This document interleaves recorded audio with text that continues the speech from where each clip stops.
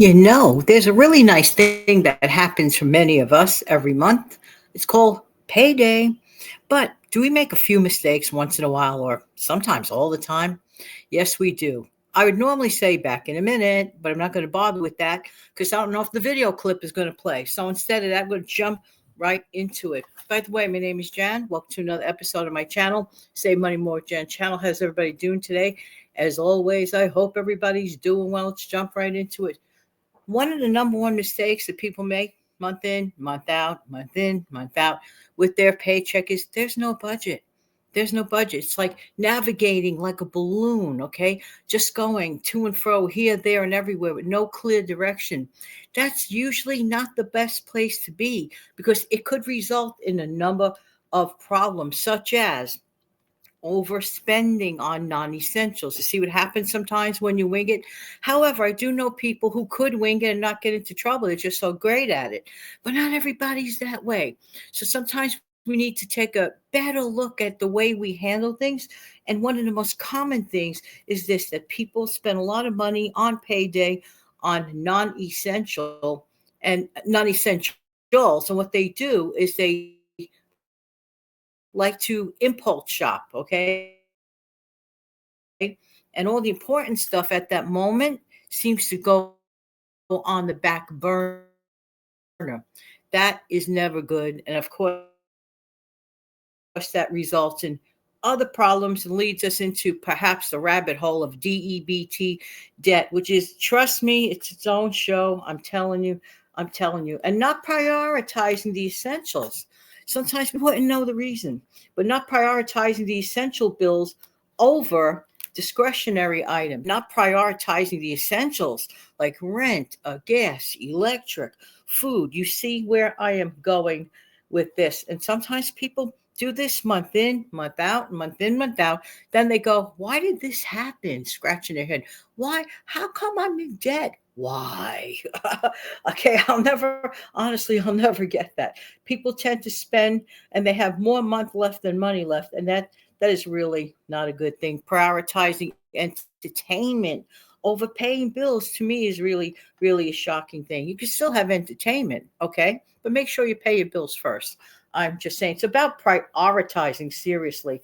And yes, it does happen to some people month in, month out, and then they really wonder what's going on.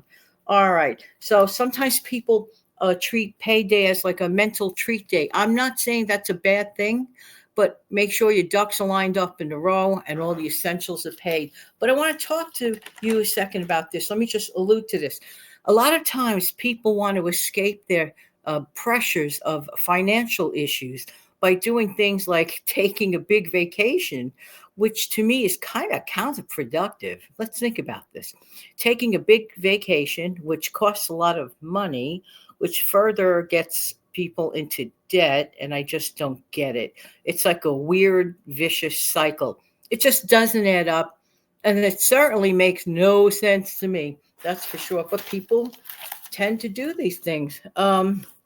Lack of planning. So, besides lack of planning, as well as impulse shopping, many folks view payday, as I mentioned, as a mental treat day. And some people say, well, I deserve it. We all deserve nice things in a way. I mean, I don't know if deserve is the right word to say. I actually kind of don't think it is, but we all would like to aspire to having nice things. And there's nothing wrong with that, but we have to work our way towards it. Okay. Sometimes it's just not handed to people on a silver platter. Some people do have it handed to them on a silver platter. Not everyone, however, not everyone. So there you go. Unfortunately, that's how it goes. It's just the way it works. But lack of planning could be a really bad thing. Lack of monitoring our expenses, not tracking our expenses, having zero budget and floating around like that balloon that I mentioned a few minutes back. All right, so here's the solution. We could talk about on and on the mistakes we make, but what are the solutions? Solution number one, create a budget by planning out precisely, exactly where will our money go and know where it goes. And this includes the essential bills and, for example, debt repayment as well as savings. So don't forget that. Include your discretionary in that. Also, really importantly, set up an automatic savings. Okay, have your automate your savings and set it up so that you don't have to think about it. Kind of like a set it and forget it. Always use and live on what you normally would. Let's say you get an increase in your pay and you want that extra increase to go into your savings. Set that up. You will not miss it because you've been budgeting or working with the number that you already had in the first place. Try to do that as much as possible. This way, these automatic transfers could go to a savings and your retirement accounts. Let's not forget about that. All right. Let's see. Prioritizing what's essential over not essential, effectively separating wants from needs. This is like, I don't know, one of the most common things we talk about in the frugal community, but it's so important to separate wants from needs. I'll never forget when I said years and years ago when I was much, much, much, much younger, but I want that carousel. No, I didn't say want, excuse me. I said I need that carousel. But it turned, of course, obviously into a want. I mean, I don't need a carousel. Okay, I'm just saying. At that time, I really, really, really wanted that carousel, but I would say I need that carousel. Big difference. Big, big, big, big difference. You see where I'm going with this. Another thing, prioritizing things that really make more sense, like getting rid of high interest things that you're paying for that have a high interest, getting rid of that debt, that high interest debt, get it out of the way, clear it out of your life. You just don't want it. You definitely don't need it.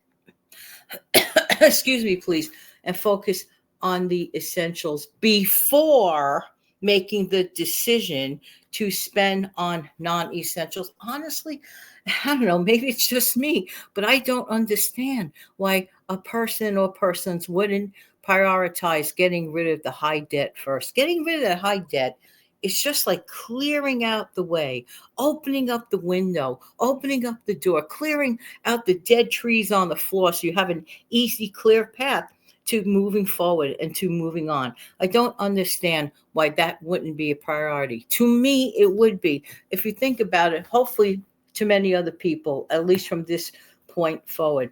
But also, it's really important. And this is really a big part of the solution. We could talk about the problem all we want, and it is important to identify the problem. But it's also equally, if not more important, to understand there is a solution to all of this type of stuff.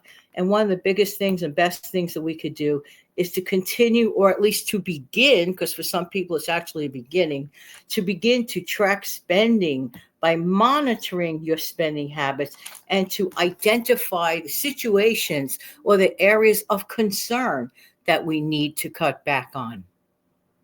Thank you so much for being here. I really do appreciate your time. Don't forget to click like, share, and subscribe.